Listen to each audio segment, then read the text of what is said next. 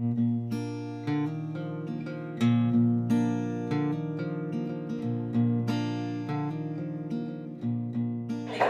like to welcome Jamie Anderson, who will tell you all about who he is and why he's here. I can see eyes wandering towards the wine and the nibbles, so I won't be very long at all.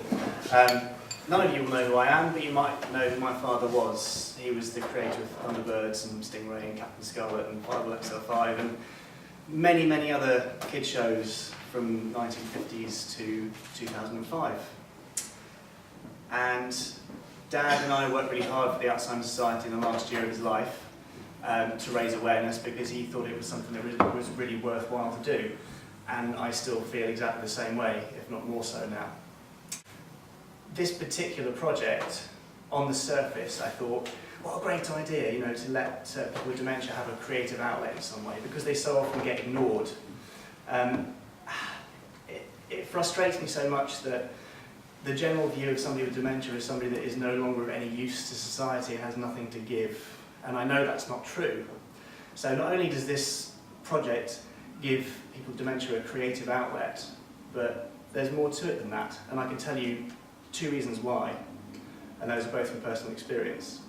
The first thing is, I know that people with dementia can give value to society still because, and this is a sort of self-serving reason, but Dad probably started his Alzheimer's journey in 2002, and in 2005 he made a £16 million TV show with a crew of 300 people, which he was leading. Now, he didn't have his diagnosis, so society wasn't limiting him, and he wasn't limiting himself by saying, I've got dementia, I can't do this. So people can still bring value.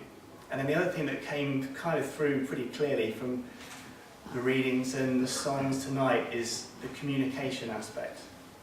People with dementia are so often kind of locked away in their own world, probably not necessarily through a fault of their own, but because we don't know how to speak to them. And you can see tonight that this sort of creative outlet lets people communicate in a way they wouldn't normally get to. And again, I know this through personal experience. In 2008, Dad started writing a book, and he wrote it on and off. It's a novel series, and of course it's action-adventure, it's sort of everything Thunderbirds you might expect. And around the end of 2011, he started to forget who I was. So he would often say, "Who are you to me?" And I would explain I was his son, and he would laugh and think it was so ridiculous that anyone could try and claim to be his son when he clearly didn't have one. But he wrote this book, and he wrote and rewrote the first few chapters right up until the point where he could no longer really write any longer. And once he died, I started reading through the book. And it's a great storybook, and it's going to be published eventually, which is fantastic. But the strangest thing was that the first few chapters of this story are about a son who's lost his father and steps into some seriously big shoes. And although if I asked him at the time, is this about me and you, he would have said no. But I know from the way it's written and the things he says about the character, the ways that this young boy's mother nags him, it was me.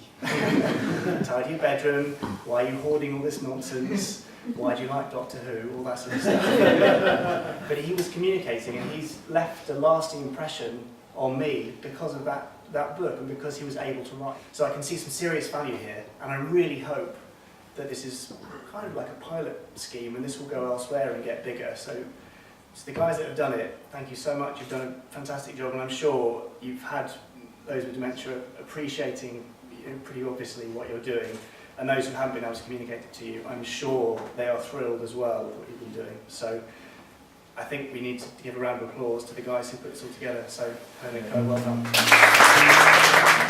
Thank you for listening, thank you for coming along tonight. Please continue to help yourself to wine and nibbles and so on, and enjoy the exhibition, and obviously tell all your friends to come along and bring their friends and their friends' friends and their dogs' friends. Thank you very much.